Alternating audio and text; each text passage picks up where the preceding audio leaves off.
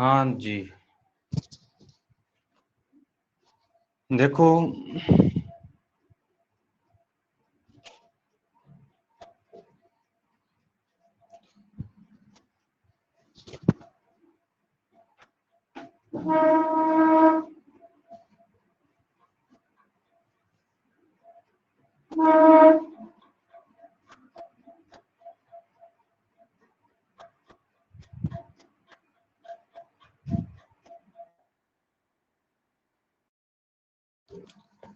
सबसे पहले बात लिया गया था अभी टेस्ट जो आपका इलेक्ट्रोकेमिस्ट्री का टेस्ट था आपका। तो अगर मैं बात करूं आपके जो दिसंबर में ऑब्जेक्टिव एमसीक्यू जो एग्जाम्स लगाएंगी उसके अंदर देखो फिल द ब्लैंक्स तो मे बी चांस नहीं बनते हैं, बट एमसीक्यू के चांस बनते हैं। तो एमसीक्यू के अंदर असर्शन रीजन जो मैंने आपको क्वेश्चन दिए थे वो काफी ज्यादा इम्पोर्टेंट हैं। ठीक है, आज आपको पेपर की आंसर की मैं सेंड कर दूंगा या मैं पेपर ही सॉल्व करवा दूंगा कल तक। तो देखो उस चैप्टर को अपन ने जितना पढ़ा है वो उसके अंदर सफिशियंट है। कुछ उसके अंदर आपके पास में प्राइमरी और सेकेंडरी सेल्स रिमेनिंग रह चुके हैं, बाकी प्रैक्टिस आपके ऊपर डिपेंड करती है। जो मैं असाइनमेंट आपको देने वाला था वो टेस्ट की फॉर्म में आपको मिल चुका है, बस उस असाइनमेंट को सोल्व करना है। बाकी असाइनमेंट के जो आंसर कीज हैं वो आंसर की आपको मिल जाएंगी। प्राइमरी और सेकेंडरी सेल आप सेल्फ कर लेना उसमें। ठीक है, और आज जो टॉपिक अपन स्टार्ट करेंगे आप,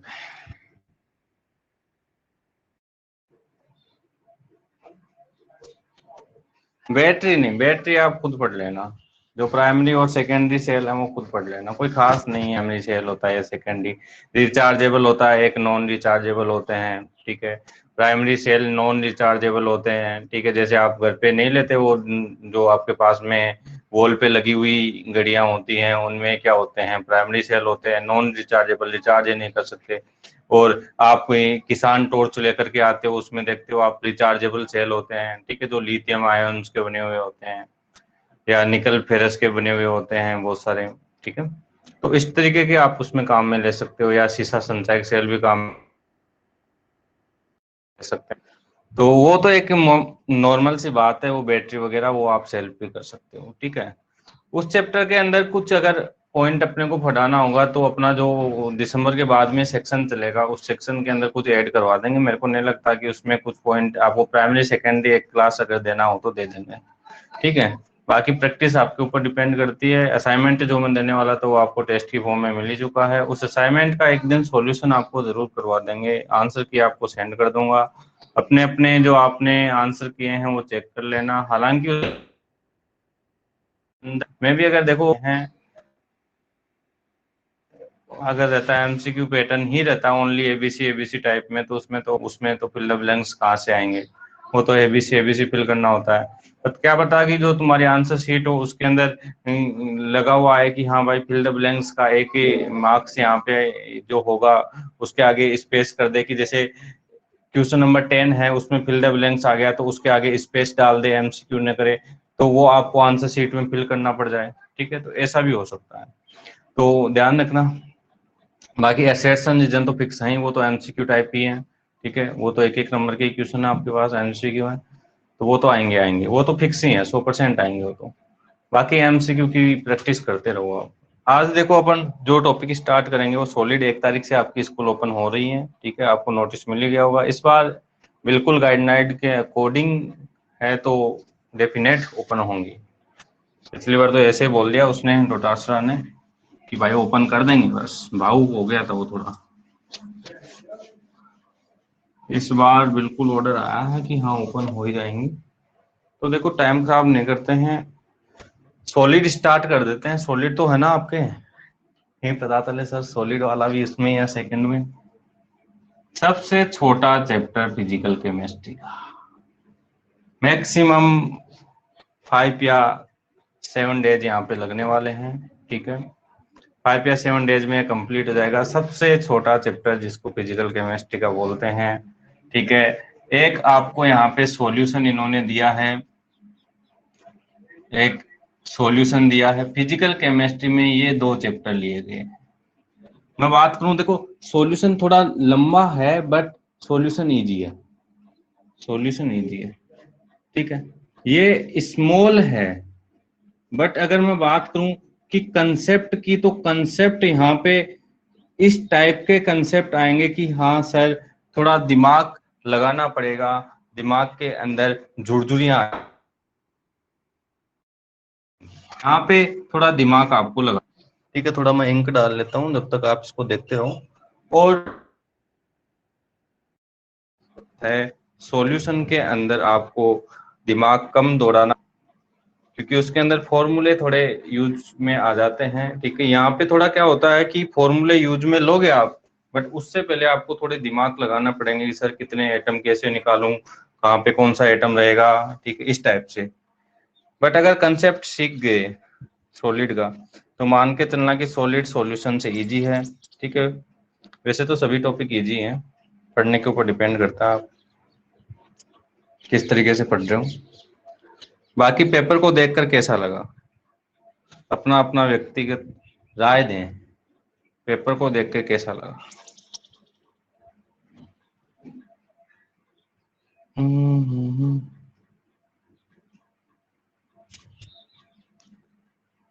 कोई राय नहीं देगा पेपर को देख के कैसा लगा। इसमें इंक खत्म हो चुकी है भाई, कल इंक मंगाएंगे आज, तब तक इससे काम चलाते हैं। पेपर को देखा सर कैसा लगा, ठीक है। फिर से बोल रहा हूँ, स्कूल ओपन होंगी मैक्सिमम 1 मंथ, मैक्सिमम 1 मंथ, ठीक है।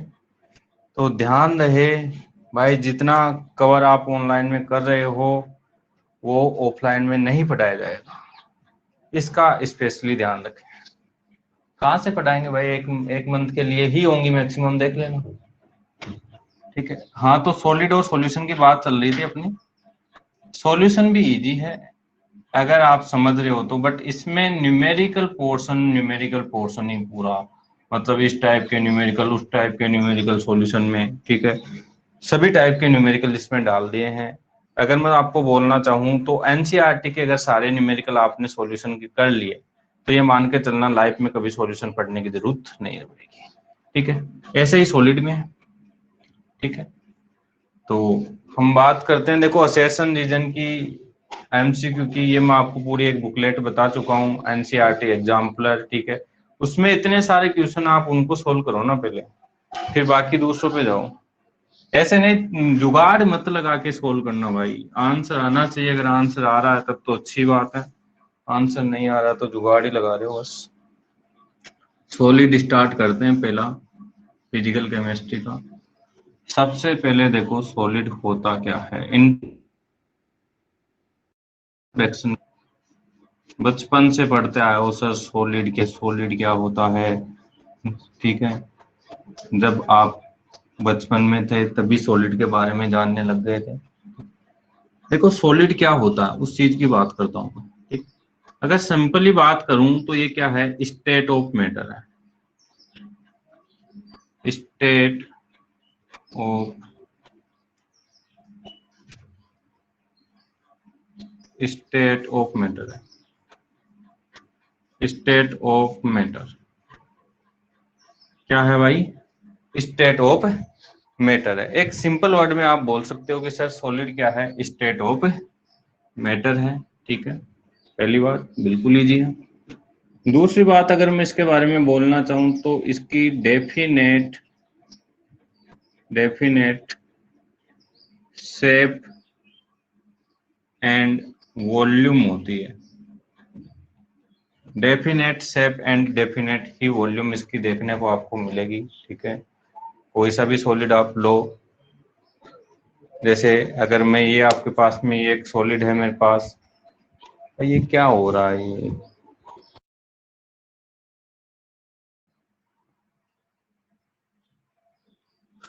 हाँ जी,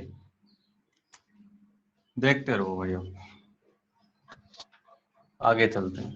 तो सॉलिड के बारे में स्टार्ट कर रहे थे, स्टेट ऑफ मैटर होता है, सबसे पहली बात खत्म कर लिया अपन। Definite shape and definite volume होती है सॉलिड की, बचपन से पढ़ते आ रहे हो सर, डेफिनेट शेप होती है, डेफिनेट वॉल्यूम होती है सॉलिड की, ठीक है। जैसे अगर मैं बात करूं तो अगर ये एक मार्कर आपके पास सॉलिड है, ठीक है, इसकी भी एक डेफिनेट शेप और डेफिनेट क्या है, इसकी वॉल्यूम है, ठीक है। तो आप देख के भी बता सकते हो हर किसी सॉलिड की डेफिनेट शेप और डेफिनेट वॉल्यूम होती है, फिक्स होती है इनकी शेप, और फिक्स ही क्या होती है, वॉल्यूम होती है जी, ठीक है। अब देखो कभी कभार एग्जाम में मैं इसके करेक्टरिस्टिक्स पे जा रहा हूँ, करेक्टरिस्टिक्स पे चल रहे हैं देखो। तो करेक्टरिस्टिक्स में अगर बात करूं तो देखो सॉलिड होता तो क्या है, एक स्टेट ऑफ मैटर होता है जिसकी definite shape and definite volume होती है। ये आपके पास में सॉलिड की एक डेफिनेशन बन चुकी है, ठीक है। अगर मैं करेक्टरिस्टिक्स आगे और इसमें बात करना चाहूं तो एक बार एग्जाम में क्वेश्चन पूछ लिया गया, क्वेश्चन क्या पूछा गया कि सॉलिड की definite shape and definite volume होती है, आगे लगा दिया उन्होंने क्वेश्चन में WHY, क्या लगा दिया भाई, WHY, कि सॉलिड की definite shape and definite volume होती है। इसका रीजन रीजन बताओ, ठीक है। रीजन्स जो हैं आपके वो आपको करेक्टरिस्टिक्स में देखने को मिलेंगे, तो रीजन से ही स्टार्ट करते हैं। देखो क्या होता है, अपने आप रीजन मिल जाएगा जैसे करेक्टरिस्टिक्स पढ़ोगे तो आप। सबसे पहली बात कि सॉलिड के जो कॉन्स्टिट्यूएंट पार्टिकल होते हैं, सॉलिड के जो कॉन्स्टिट्यूएंट पार्टिकल होते हैं जिनसे सॉलिड बनता है, वो पार्टिकल क्या होते हैं, कॉन्स्टिट्यूएंट पार्टिकल। तो सॉलिड के कॉन्स्टिट्यूएंट पार्टिकल होते हैं, तो केमिस्ट्री की बात कर रहे हैं अपन यहाँ पे, तो या तो आयन हो सकते हैं कॉन्स्टिट्यूएंट पार्टिकल, या एटम हो सकते हैं कॉन्स्टिट्यूएंट पार्टिकल, या मोलिक्यूल हो सकते हैं, या क्या हो सकते हैं, मोलिक्यूल। ये तीन पार्टिकल सॉलिड के हो सकते हैं कॉन्स्टिट्यूएंट पार्टिकल की फॉर्म में, इसमें कॉन्स्टिट्यूएंट पार्टिकल की फॉर्म में जिनसे एक सॉलिड बनता है, ठीक है। अब हम बोल सकते हैं सर सॉलिड के जो कॉन्स्टिट्यूएंट पार्टिकल होते हैं वो नियर टू ईच अदर, एक दूसरे के पास पास में होते हैं, नियर टू ईच अदर, एक दूसरे के पास पास में होते हैं, ठीक है। दूसरी बात अगर मैं यहाँ पे बोलना चाहूं कि सर ये पास पास में क्यों होते हैं सॉलिड के पार्टिकल्स, जैसे अगर मैं बोलूं कि ऐसे सॉलिड के पार्टिकल एक दूसरे के पास पास में टच किए हुए होते हैं, ये पार्टिकल्स आयन भी हो सकता है, एटम भी हो सकता है, मॉलिक्यूल भी हो सकता है, ठीक है जी। तो ऐसे सॉलिड के पार्टिकल एक दूसरे के पास पास में होते हैं, ठीक है। पास पास में होने का रीजन क्या हो सकता है सर, इन दोनों के बीच का जो फोर्स ऑफ एट्रैक्शन होगा वह क्या हो सकता है, हाई हो सकता है, वह क्या हो सकता है, हाई हो सकता है, जिसकी वजह से ये सॉलिड के पार्टिकल पास पास में हो सकते हैं, ठीक है। तो यहाँ पे देखो कि ये दो आप कॉन्स्टिट्यूएंट पार्टिकल के बीच फोर्स ऑफ अट्रैक्शन की बात कर रहे हो, ठीक है। तो ये कॉन्स्टिट्यूएंट पार्टिकल या तो आयन हो सकते हैं, या एटम हो सकते हैं, या मॉलिक्यूल हो सकते हैं। तो हम बोल सकते हैं कि सर या तो इंटर, इंटर का मतलब दो के बीच लगने वाला, inter ionic force of attraction, inter ionic force of attraction, जब आयन आपके पास कॉन्स्टिट्यूएंट पार्टिकल की फॉर्म में हो तब, ठीक है। या हम बोल सकते हैं sir inter atomic, inter atomic force of attraction. Inter atomic force of attraction कब बोल सकते हैं, जब कॉन्स्टिट्यूएंट पार्टिकल क्या हो, एटम हो, ठीक है। या मैं बोल सकता हूं sir inter, inter molecular, inter molecular force of attraction यहाँ पे बोल सकता हूँ, फोर्स ऑफ एट्रैक्शन यहाँ पे बोल सकता हूँ inter molecular force of attraction, ठीक है, जब मोलिक्यूल आपके पास कॉन्स्टिट्यूएंट पार्टिकल होता है, ठीक है। तो हम बोल सकते हैं कि सर सॉलिड के कॉन्स्टिट्यूएंट पार्टिकल के बीच में या तो inter ionic force of attraction होगा, या inter atomic force of attraction होगा, या inter molecular force of attraction होगा। ये फोर्स ऑफ अट्रैक्शन तीनों में से एक ही होगा, हाई होता है। क्या होता है, हाई होता है, उसी की वजह से इसके पार्टिकल क्या होते हैं, नियरर टू ईच अदर होते हैं। वो पार्टिकल जैसे जैसे पास में आ जाएंगे, ठीक है, तो उनमें डेफिनेट शेप इसकी वजह से उनमें definite shape and definite volume देखने को मिलती है, डेफिनेट वॉल्यूम देखने को मिलती है। ठीक है, तो आप देख पा रहे होंगे, देखो ये आपके पास में मान के चलो एक सॉलिड है, ठीक है, सॉलिड के अंदर कॉन्स्टिट्यूएंट पार्टिकल्स हैं। अब ये कॉन्स्टिट्यूएंट पार्टिकल्स एक दूसरे के पास पास में हैं, किसकी वजह से, इन फोर्स ऑफ एट्रैक्शन की वजह से, जिसकी वजह से ये एक दूसरे के पास पास में हैं। और पास पास में होने की वजह से क्या बन रखा है, इसका डेफिनेट एक शेप आपको इसकी दिखाई दे रही होगी, और एक इसकी फिक्स वॉल्यूम भी आप इसकी बता सकते हो। सर वॉल्यूम कैसे बताऊं, सर मैथ पे जाओ और वॉल्यूम बता सकते हो। ठीक है, वॉल्यूम निकालेंगे अभी सॉलिड के आगे, बट यहाँ पे नहीं निकालेंगे। ठीक है, तो आपसे जो यहाँ पे क्वेश्चन था सर, डेफिनेट शेप और डेफिनेट वॉल्यूम क्यों होती है, वो इसलिए होती है कि कॉन्स्टिट्यूएंट के जो सॉलिड के कॉन्स्टिट्यूएंट पार्टिकल्स होते हैं, जैसे आयन हुआ, एटम हुआ, मॉलिक्यूल्स हुआ, ठीक है, इनके बीच का जो फोर्स ऑफ अट्रैक्शन होता है, इंटर एटॉमिक, इंटर आयनिक, इंटर मॉलिक्यूलर, ये काफी ज्यादा हाई होता है, जिसकी वजह से सॉलिड के पार्टिकल्स पास पास में रहते हैं, और उसकी वजह से आपको डेफिनेट शेप और डेफिनेट वॉल्यूम देखने को मिलती है। एक नंबर में ये क्वेश्चन पूछ लिया गया था। ठीक है, अब ऐसे मत सोचना सर हमको तो बस ऑब्जेक्टिव के 10-15 क्वेश्चन दे दो और चैप्टर खत्म कर दो। ठीक है भाई, ऑब्जेक्टिव के 10-15 क्वेश्चन देके चैप्टर खत्म नहीं होता कभी भी। ठीक है, आपको पता होना चाहिए सक्सेस तभी मिलती है जब आप मेहनत करके सक्सेस लोगे, शॉर्टकट में कोई चीज नहीं मिलती। आगे बात करता हूँ, आगे चलते हैं जी। देखो, हाँ एक बात और ध्यान रखना कि गैस और लिक्विड आप 11th में पढ़ चुके हो, याद करो, यूनिट नंबर 5, यूनिट नंबर 5, और अच्छे से पढ़ाया हुआ भी है, और बोला था सॉलिड पढ़ेंगे अपन 12th में।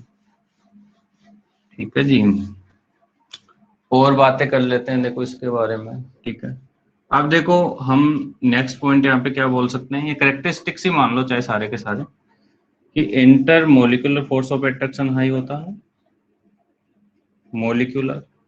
ठीक है, आपको बता ही चुका हूँ, चाहे मोलिकुलर हो, चाहे आयनिक हो या एटॉमिक हो, पता चल जाएगा कि कहाँ पे मोलिकुलर हो सकता है, कहाँ पे आयनिक, कहाँ पे एटॉमिक। वैसे यहाँ पे कोई क्वेश्चन पूछता नहीं है कि मोलिकुलर कहाँ होगा इस टाइप से, तो इंटरमोलिकुलर फोर्स ऑफ एट्रैक्शन क्या होगा, हाई, लिख लिया। ठीक है, पार्टिकल जो होते हैं नियरेस्ट टू ईच अदर होते हैं, एक दूसरे के पास पास में होते हैं। नेक्स्ट पॉइंट की यहाँ पे बात करता हूँ, सुनना। ठीक है, यहाँ से एक नंबर का क्वेश्चन बन सकता है अगर पूछ लेता हूँ 4 ऑप्शन दे करके। नेक्स्ट पार्ट, यहाँ पे सॉलिड जो होते हैं रिजिड होते हैं, सॉलिड क्या होते हैं, रिजिड।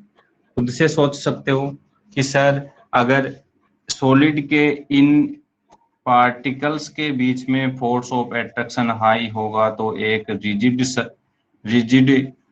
शेप आपको देखने को मिलेगी, एक रिजिड यहाँ पे आपको जो ज्योमेट्री है, शेप है, वो आपको देखने को मिलेगी इसकी, सॉलिड की।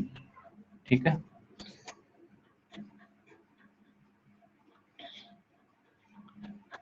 आगे बात कर लेते हैं लिस्ट कंप्रेसिबल, लिस्ट कंप्रेसिबल।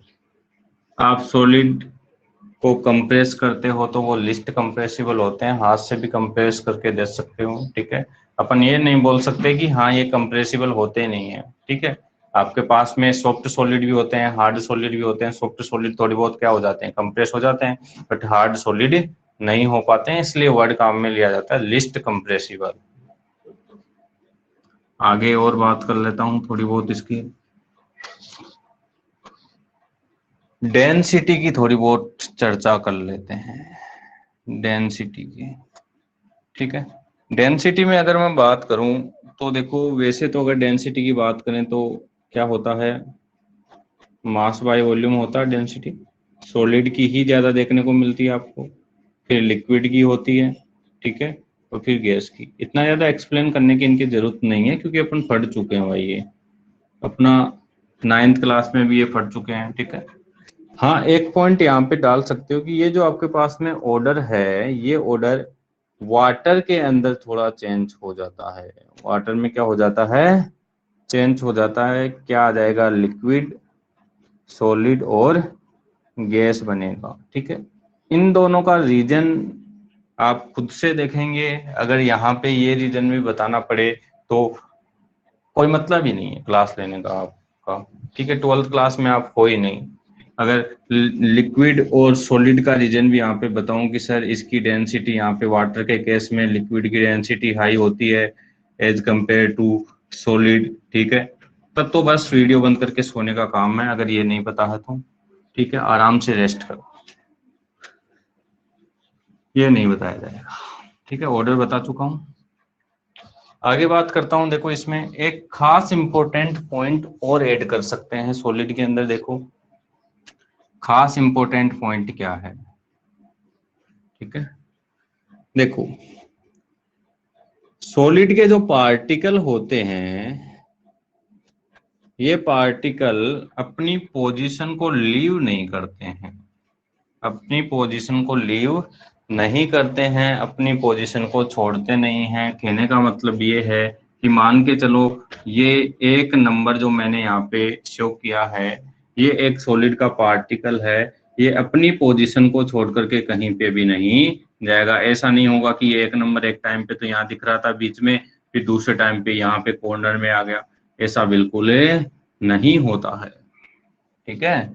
अब आगे क्या होगा, देखो यहाँ पे कि सर ये अपनी पोजीशन को लीव नहीं कर सकता, पोजीशन को नहीं छोड़ सकता, तो क्या कर सकता है ये, सर ये अपनी एक्सिस पे, अपनी एक्सिस पे, जिस एक्सिस पे है भाई, 3 एक्सिस होंगे एक्स वाई जेड, उसमें से देख लेना, ठीक है। अपनी एक्सिस पे क्या होता है, ओसिलेट करता है। अपनी एक्सिस पे क्या कर सकता है, ओसिलेट कर सकता है। ओसिलेट का मतलब अपनी एक्सिस पे थोड़ा मूवमेंट कर सकता है, ये अपनी एक्सिस के ऊपर ही थोड़ा हिल डुल सकता है। बाकी इसको परमिशन नहीं है कि अपनी जगह को छोड़ करके, अपनी पोजीशन को छोड़ करके दूसरी पोजीशन पे जा सके, ठीक है, बिकॉज इन पार्टिकल्स के बीच में intermolecular force of attraction high होता है, ठीक है जी। ये कुछ सम करेक्टरिस्टिक्स थे, डेफिनेशन, करेक्टरिस्टिक्स, कुछ भी बोल सकते हो आप इनको, ठीक है। तो इनमें से अगर आपसे कोई एग्जाम में क्वेश्चन पूछता है तो आई होप आप इजीली कर लोगे यहाँ से, ठीक है। बट यहाँ पे क्वेश्चन बनने के जो चांसेस होते हैं वो 10 या 20% के आसपास होते हैं। एक क्वेश्चन बना था जो मैं आपको बता चुका हूँ, ठीक है। अब जो अपन पार्ट पढ़ने वाले हैं वो काफी ज्यादा इंपॉर्टेंट है। वहां से एग्जाम में डेफिनेट एक क्वेश्चन देखने को मिलेगा, type of solid. Type of solid क्या पढ़ने वाले हैं, टाइप ऑफ सॉलिड। अब हम पढ़ेंगे टाइप ऑफ सॉलिड पढ़ेंगे। अब हम देखने वाले हैं type of solid. Type of solid, देखो, सबसे पहली बात, सॉलिड के दो टाइप देखने को मिलते हैं आपके पास में। एक टाइप होता है क्रिस्टलाइन सॉलिड, एक टाइप होगा क्रिस्टलाइन सॉलिड, क्रिस्टलाइन सॉलिड, ठीक है। एक टाइप होगा आपके पास में एमोरफस सॉलिड, एमोरफस सॉलिड, ठीक है जी। तो सॉलिड के दो टाइप देखने को मिलते हैं, क्रिस्टलाइन सॉलिड और अमोरफस सॉलिड, ठीक है। यहाँ पे देखो, दोनों को अलग अलग नहीं, हम कंपेयर करते हुए स्टडी करेंगे, ठीक है। तो बात करते हैं यहाँ पे कंपैरिजन के साथ साथ स्टडी की। इस कंपैरिजन में से ही क्वेश्चन पूछा जाता है। सबसे पहला पॉइंट कंपैरिजन, देखो क्रिस्टलाइन सॉलिड में होता क्या है कि जो कॉन्स्टिट्यूएंट पार्टिकल होते हैं, कॉन्स्टिट्यूएंट पार्टिकल मैं बता चुका हूँ सर, आयन हो सकते हैं, एटम हो सकते हैं, मोलिक्यूल हो सकते हैं। एक कॉन्स्टिट्यूएंट पार्टिकल जब अरेंज होंगे तभी तो एक क्या बनेगा, सॉलिड बनेगा कि नहीं बनेगा भाई। जैसे मैं आपको कुछ एटम दे देता हूँ कि मैंने मान के चलो आपको कुछ 10 एटम दे दिए ऐसे, ठीक है। अब मैं बोलूँ ये 10 एटम दे दिए आपको, क्या ये सॉलिड है, क्या बोलोगे सर बिल्कुल नहीं है।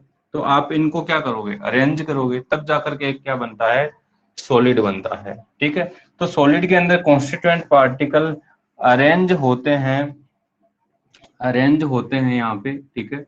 और अरेंज होंगे तब अगर एक ज्योमेट्रिकल पैटर्न में अरेंज हो तब एक ज्योमेट्रिकल पैटर्न के अंदर अरेंज हो, ज्योमेट्रिकल पैटर्न में अगर अरेंज हो रहे हैं तो उसको बोला जाता है क्रिस्टलाइन सॉलिड। क्या बोल दिया जाता है, क्रिस्टलाइन सॉलिड। सर ये ज्योमेट्रिकल पैटर्न में अरेंज होने का मीन्स क्या है, उसको देखते हैं। देखो, अगर सपोज दैट मैं आपको ऐसे 10 बॉल दे देता हूँ, ठीक है। 10 मैंने आपको बॉल दे दी, मान के चलो, ठीक है। आप 10 बॉल को अरेंज कर रहे हो, ऐसे आपने रखा एक बॉल, फिर दूसरा बॉल रखा, ऐसे तीसरा रखा, चौथा रखा, फिर 5 बॉल ऐसे रख दिए, ठीक है। आगे भी जा सकते हो, कोई दिक्कत नहीं है। अगर ऐसे सीधे सीधे अरेंज कर दोगे तो 1 डायमेंशनल सॉलिड बनेगा, इसके ऊपर ले आओगे तो क्या बन जाएगा, 2 डायमेंशनल सॉलिड। और फिर ऐसी एक लेयर बन जाएगी तो ये 2 डायमेंशनल हो गया ना, ठीक है। दो एक्स देखो, 2 एक्सिस, एक इधर एक ऊपर की तरफ और एक यहाँ पे। अगर इनके ऊपर एक और लेयर लेके आते हो तो 3 डायमेंशनल सॉलिड भी बन सकता है। क्या बन सकता है, 3 डायमेंशनल, ठीक है। तो यहाँ पे अपन थोड़ा 2 डायमेंशनल से ही ये पैटर्न को समझ लेते हैं, हालांकि आपके कोर्स में 3 डायमेंशनल सॉलिड ही पढ़ने हैं, वो आगे की बात है। तो मैंने आपको 10 बॉल दिए, 10 बॉल को आप अरेंज कर रहे हो इस तरीके से, बिल्कुल आपने 5 बॉल ऐसे अरेंज कर लिए। फिर आप क्या करते हो, इनके ऊपर एक एक बॉल और रख देते हो और आप देख रहे होंगे कि ये कॉन्स्टिट्यूएंट पार्टिकल का एक जियोमेट्रिकल अरेंजमेंट आपको दिख रहा है। क्या दिख रहा है, जियोमेट्रिकल, एक जियोमेट्री बनती हुई आपको दिखेगी यहाँ पे, ठीक है। इसी को जियोमेट्रिकल पैटर्न बोला जाता है, ठीक है। बट यहाँ पे क्या होता है सर, यहाँ पे जब कॉन्स्टिट्यूएंट पार्टिकल अरेंज होते हैं तो कोई ज्योमेट्रिकल पैटर्न नहीं बनता। रेगुलर ज्योमेट्रिकल पैटर्न बोल सकते हो, या कोई फिक्स्ड ज्योमेट्रिकल पैटर्न बोल सकते हो, या डेफिनेट ज्योमेट्रिकल पैटर्न बोल सकते हो। तो मैं बोल देता हूँ यहाँ पे रेगुलर ज्योमेट्रिकल पैटर्न नहीं बनता। सर इसका मतलब क्या हुआ, रेगुलर ज्योमेट्रिकल पैटर्न नहीं बनने का मतलब, ठीक है, इसका मीन्स ये हुआ कि अगर आपको वही 10 बॉल दे दी जाए तो आप ऐसे किया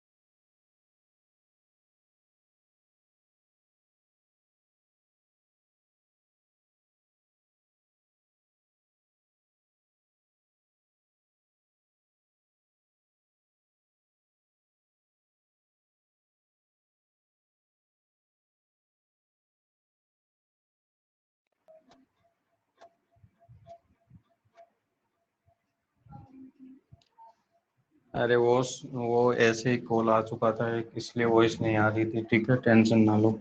तो हम 10 बॉल को अरेंज कर रहे थे। अब मैंने एक बॉल, 5 बॉल तो चलो ऐसे रख दी मैंने, कोई बात नहीं। फिर मैं क्या करूंगा कि जो नेक्स्ट बॉल लेके आया, जैसे इधर बीच में ले आया, फिर इधर ऊपर ले आया, फिर ऐसे बीच में रख दिया, ऐसे मतलब एक कोई जियोमेट्रिकल पैटर्न नहीं रखूंगा, जैसे मैं रखना चाह रहा था वैसे वैसे मैंने इनको रख दिया, एक के ऊपर एक, एक के ऊपर एक ऐसे भी कर सकते हैं कि जैसे एक बॉल तो आपने ऊपर रख दी, फिर दूसरी ये जो आपको इनका दो बॉल्स के बीच में आपको ये जो नोड दिखाई दे रहा है इसके बीच में आप रख सकते हो, यहाँ पे रख दिया, ठीक है। तो आपको एक ज्योमेट्रिकल पैटर्न नहीं है कि सर एक बॉल तो आप ऊपर रख रहे हो, एक बॉल आप इसके नोड में लेकर के आ रहे हो, ठीक है। तो कौन सा ज्योमेट्रिकल पैटर्न बना, बिल्कुल नहीं बनना है यहाँ पे कोई ज्योमेट्रिकल पैटर्न, ठीक है। जैसे अगर मैं बोलूँ कि भाई 10 आपके पास में स्टूडेंट हैं, ठीक है, तो आप 10 स्टूडेंट को अगर रख रहे हो, एक बॉय हो गया, फिर एक गर्ल्स हो जाती है, फिर बॉय हो जाता है, फिर गर्ल्स हो जाता है, तो एक पैटर्न आपको दिख रहा होता है वहां पे। फिर ऐसे रख दो कि आप सर एक बॉय आ गया, फिर 3 गर्ल्स आ जाती हैं, फिर एक बॉय आ जाता है, फिर 2 गर्ल्स आ जाती हैं, ठीक है। तो ऐसे नहीं हो सकता वहां पे, ठीक है। तो एक ज्योमेट्री वहां पे दिखनी चाहिए आपको, एक पैटर्न दिखना चाहिए कि हाँ कि एक पैटर्न बन रहा है, वह पैटर्न ही सब जगह ऐसा चल रहा है, उस टाइप से पैटर्न आपको दिखना चाहिए यहाँ पे, ठीक है जी।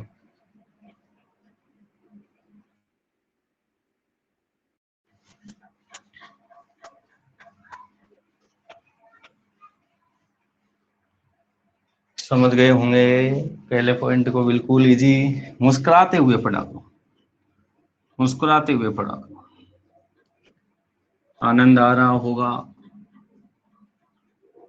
ठीक है।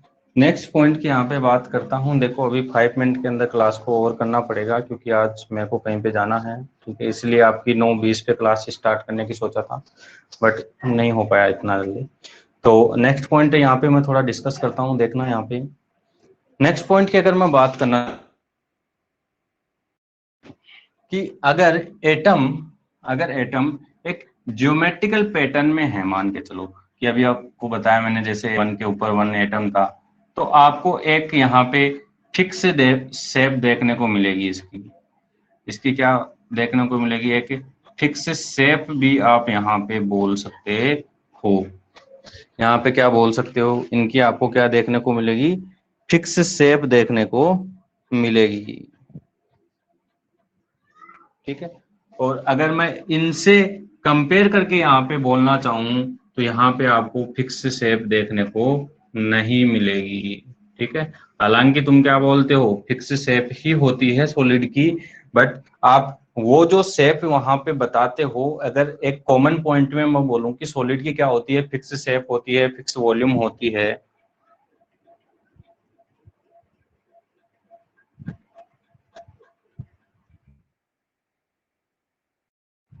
कर दिया जाएगा बाद की क्लास का, ठीक है। मैं अगर बोलूं कि फिक्स शेप होती है और फिक्स क्या होती है, इसकी वॉल्यूम होती है, तो ये एक कॉमन प्रॉपर्टीज है सॉलिड की, ठीक है। बट मैं अगर आपको क्रिस्टलाइन में और अगर एमोर्फस में थोड़ा डिफरेंस बता रहा हूं तो ध्यान रखना, क्रिस्टलाइन के अंदर एटम एक ज्योमेट्रिकल पैटर्न्स के अंदर होते हैं, तो फिक्स शेप, और अगर इससे कंपेयर करके अपन एमोर्फस में लिख रहे हैं तो वहां पे लिखेंगे फिक्स शेप नहीं होती है। ये मत मान लेना कि सर ऊपर तो अभी आप जब बात कर रहे थे इससे पहले तो डेफिनेट शेप डेफिनेट वॉल्यूम की बात कर रहे थे, और यहाँ पे तो फिक्स शेप मतलब डेफिनेट शेप की बात ही नहीं कर रहे हो, ठीक है। यहाँ पे जो बात की जा रही है वो एक क्रिस्टलाइन सॉलिड को कंपेयर करके बात की जा रही है, ठीक है।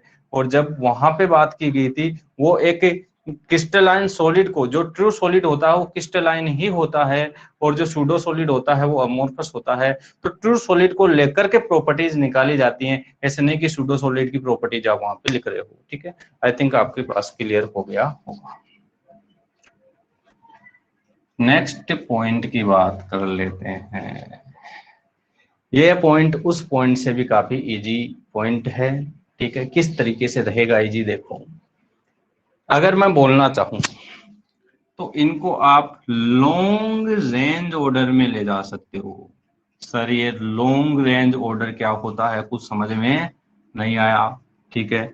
इसको आप शॉर्ट रेंज ऑर्डर में ले जा सकते हो, शॉर्ट रेंज ऑर्डर में। सर ये भी बात समझ में नहीं आया कि ये शॉर्ट रेंज और लॉन्ग रेंज क्या कहानी है, ये क्या लिख दिया आपने, शॉर्ट रेंज लॉन्ग रेंज।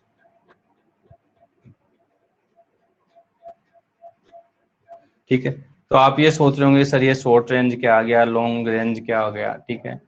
तो अगर मैं सिंपली बोलना चाहूँ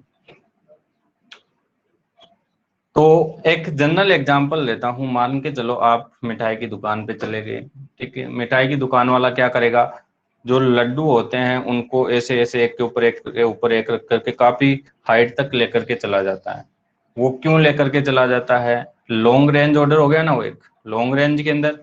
क्यों, क्योंकि जियोमेट्रिकल पैटर्न था, ठीक है। और अगर आप उनको बिना कोई ज्योमेट्रिकल पैटर्न एक के ऊपर एक ऐसे मतलब हर किसी तरीके से आप उसको रखते हैं तो वो मे बी हाइट पे नहीं जा पाता, मिड के अंदर ही वो क्या हो जाता वहां पे खत्म हो चुका होता। ठीक है जी।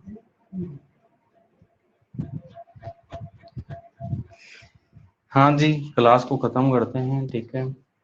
अगर यहाँ पे कोई क्लास हुई आगे तो इस पे बता दिया जाएगा, अदरवाइज कल ही क्लास होगी, ठीक है। क्योंकि अर्जेंट काम है इसलिए थोड़ा जल्दी कर रहा था। कल वही 1 आवर की क्लास होगी 9:30 से 10:30 तक, ठीक है जी।